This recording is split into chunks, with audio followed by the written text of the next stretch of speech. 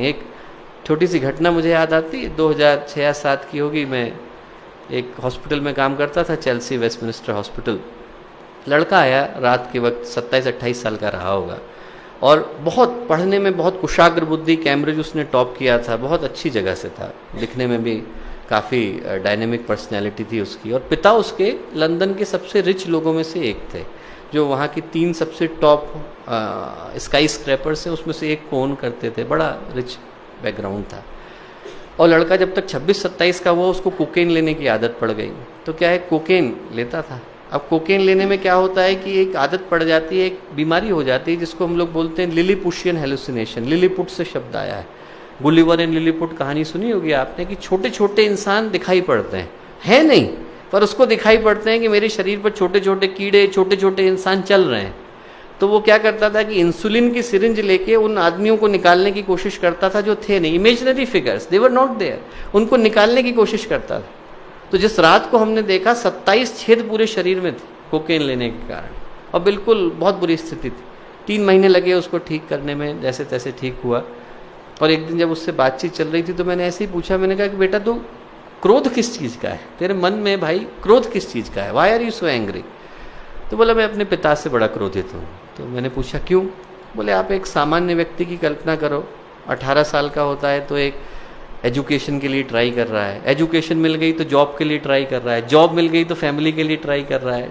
ऐसा आदमी ट्राई करता है, घर बन जाए सब। बोले मैं 12 साल का था, मुझे फरारी मिल गई, 14 साल का हुआ तो हेलीकॉप्टर मिल गया, 16-18 साल का हुआ तो बहुत बड़ी कंपनी का मालिक बन गया। कभी अपने को प्रूव करने का अवसर नहीं मिला, ऊपर जाने का कोई अवसर नहीं था, नीचे गिरने के पर्याप्त थे। तो मैंने कहा देखो भाई, तुम्हारे पिता इसके लिए रिस्पॉन्सिबल हो भी सकते हैं, नहीं भी हो सकते हैं। उनका इंटेंशन कभी ये नहीं था कि तुम्हारा जीवन बर्बाद हो, उनने तो अपनी ओर से अच्छा ही करने की सोची। पर यदि आपको लगता भी है कि आपके पिता रिस्पॉन्सिबल हैं, तो जिंदगी किसकी है? जिंदगी भर तो आप अपने पिता को ब्लेम करते हुए नहीं गुजारोगे ना, कुछ तो अपनी जिंदगी के लिए करोगे। तो उसके बाद फिर वो दिखा नहीं।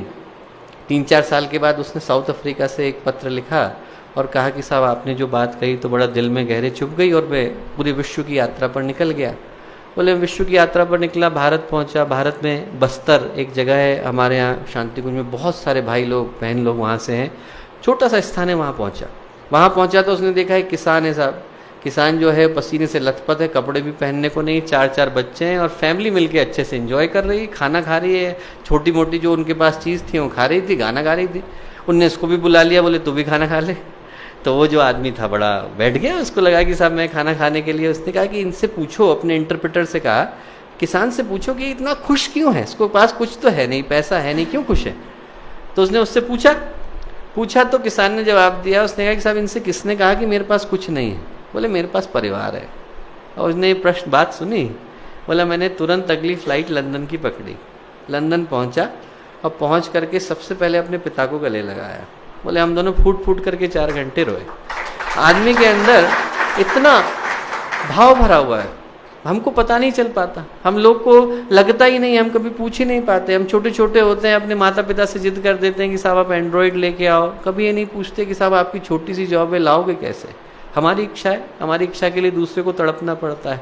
कई बार हम अपने बच्चों से आशाएं कर बैठते हैं, पर हमें नहीं पता होता बच्चा इस आशा को पूरा कैसे करेगा। और मैं कहूँ कि एक बार हम लोग अपने परिवार में तो संवेदना शुरू करके देखें, पूछ करके देखें किसी का कष्ट क्या है, दूर करने के लिए क्या कर सकते हैं। दूर करने के लिए हम सब कुछ नहीं कर सकते, पर भावनाएं तो दे सकते हैं।